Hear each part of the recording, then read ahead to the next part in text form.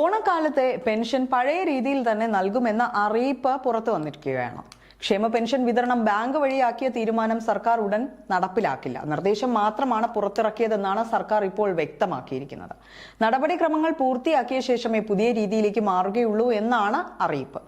സാമൂഹ്യ ക്ഷേമ പെൻഷൻ ഇനി മുതൽ വീടുകളിൽ എത്തിക്കില്ല എന്ന സർക്കാർ ഉത്തരവ് വിവാദമായി മാറിയതായിരുന്നു. പിന്നാലെ നേരിട്ടുള്ള ക്ഷേമ പെൻഷൻ വിതരണം ഒഴിവാക്കുന്നതിൽ വിശദീകരണവുമായി സർക്കാരും രംഗത്തെത്തിയിരുന്നു.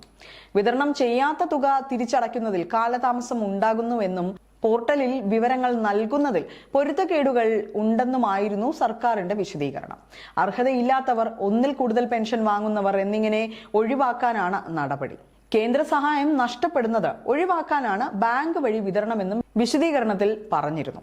സഹകരണ ബാങ്കുകളിലൂടെ വിതരണം ചെയ്യുന്നതിൽ ചെലവ് കൂടുതലാണെന്നും വാണിജ്യ ബാങ്ക് അക്കൗണ്ടുകളിലൂടെ മാത്രം പെൻഷൻ വിതരണം ചെയ്യാനും തീരുമാനമുണ്ടായിരുന്നു. പൂർണ്ണമായും കിടപ്പിലായ രോഗികൾക്ക് പെൻഷൻ വീട്ടിലെത്തിക്കും. വിതരണം ചെയ്യാതെ ശേഷിക്കുന്ന പെൻഷൻ തുകകൾ സമയബന്ധിതമായി സർക്കാരിന് തിരിച്ചടയ്ക്കുന്നതിനുള്ള കാലതാമസം, സേവന പോർട്ടലിൽ ആവശ്യമായ രേഖപ്പെടുത്തലുകൾ യഥാസമയം നടത്തുന്നതിലെ വീഴ്ച, അതുവഴി ഉണ്ടാകുന്ന റീകോൺസിലേഷൻ സംബന്ധമായ ബുദ്ധിമുട്ടുകൾ, ആധാർ അധിഷ്ഠിത പെൻഷൻ വിതരണം പൂർണ്ണമായും നടപ്പിലാക്കാത്തതിനാൽ അർഹതയില്ലാത്തവർക്കും ഒരേ വ്യക്തിക്ക് ഒന്നിലധികം തവണയും പെൻഷൻ വിതരണം ചെയ്യപ്പെടുന്ന സാഹചര്യം നിലനിൽക്കുന്നത്, പെൻഷൻ വീടുകളിലെത്തി വിതരണം ചെയ്യുന്നതിനായി സഹകരണ സംഘങ്ങൾക്ക് ഇൻസെന്റീവ് ഇനത്തിൽ വരുന്ന ചിലവ്, വീടുകളിലെത്തി പെൻഷൻ വിതരണം ചെയ്യുന്ന രീതി തുടരുന്നതിലൂടെ ഡയറക്റ്റ് ബെനിഫിറ്റ് ട്രാൻസ്ഫർ സംബന്ധിച്ച കേന്ദ്ര മന്ത്രാലയത്തിന്റെ നിർദ്ദേശങ്ങൾ പാലിക്കപ്പെടാത്തതിനാൽ കേന്ദ്ര സർക്കാർ നൽകുന്ന സാമ്പത്തിക സഹായങ്ങൾ സംസ്ഥാന സർക്കാരിന് നഷ്ടപ്പെടുന്ന സാഹചര്യം എന്നിവ പരിഗണിച്ചാണ് തീരുമാനം എന്നാണ് ഉത്തരവിൽ വ്യക്തമാക്കുന്നത്.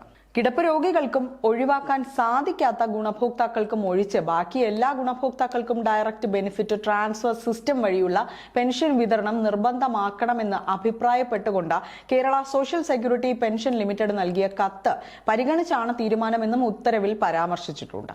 സർക്കാർ ഇക്കാര്യം വിശദമായി പരിശോധിച്ചാണ് പൂർണ്ണമായും കിടപ്പ് രോഗികളായ ഗുണഭോക്താക്കൾ ഒഴികെയുള്ള എല്ലാ സാമൂഹ്യ സുരക്ഷാ ക്ഷേമനിധി ബോർഡ് പെൻഷൻ ഗുണഭോക്താക്കൾക്കും പെൻഷൻ ഡയറക്റ്റ് ബെനിഫിറ്റ് ട്രാൻസ്ഫർ ആയി അവരവരുടെ ആധാർ ലിങ്ക്ഡ് ബാങ്ക് അക്കൗണ്ടുകൾ മുഖേന അനുവദിക്കുന്നത് തത്വത്തിൽ അംഗീകരിച്ച് ഉത്തരവ് എന്നാണ് സർക്കാർ വ്യക്തമാക്കുന്നത്.